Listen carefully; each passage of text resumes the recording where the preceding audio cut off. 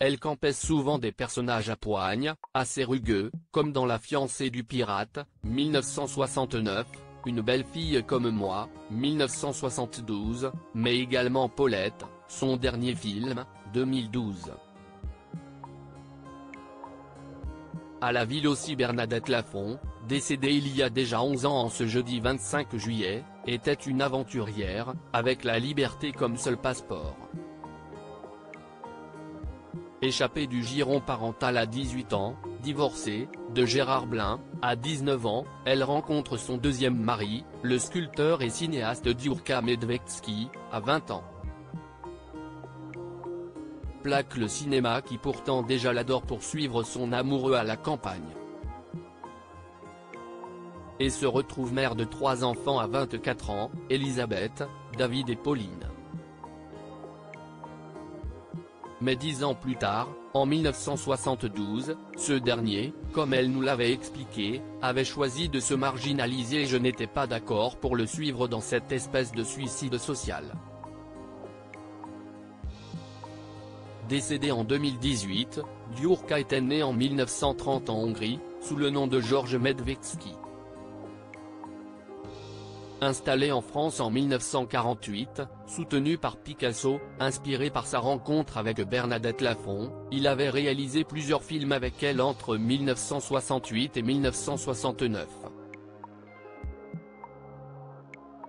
En noir et blanc, poétique et singulier, Bernadette Lafont quitte alors Diurka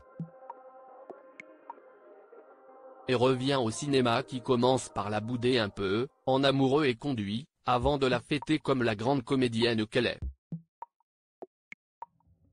Et si est-il lui, avec le théâtre, qui la sauve du pire été de sa vie, celui qui lui enlève sa fille Pauline, en 1988. Un drame qui se déroule sur ces terres cévenoles où la jeune femme de 25 ans tombe accidentellement dans un ravin de 10 mètres. Son corps ne sera retrouvé que 3 mois plus tard. Bernadette Lafont, ces artistes qui ont partagé sa vie. La famille restera proche cependant de ce troubadour et poète que t'est Diurka. Et si est avec beaucoup de tendresse qu'Anna nous en parlait il y a quelques années, alors qu'il vivait encore. À la mort de ma grand-mère, il a commencé à voyager seul, sac au dos, nous avait-elle dit.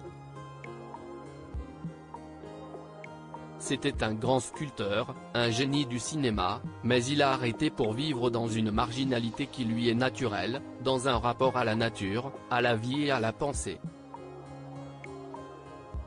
Quand on le voit, il parle des heures ou des jours entiers, sans dormir, et nous transmet son savoir. Les dernières années, Bernadette Lafont partageait la vie d'un autre artiste, le peintre figuratif Pierre de Chevilly. Mais chacun chez soi, elle, dans un appartement, le même pendant plus de 30 ans, dans le Marais, avec son chat. Lui, le plus souvent à la campagne. 11 ans après sa disparition, alors que le film culte de Jean Eustache La Maman et la Putain, est ressorti en version restaurée 50 ans après, on entend encore claquer cette phrase qui était la sienne, « La liberté n'est pas donnée, il faut la prendre car tout est fait pour qu'on ne l'ait pas ». Crédit photo, Guillaume Gaffio. Best Image.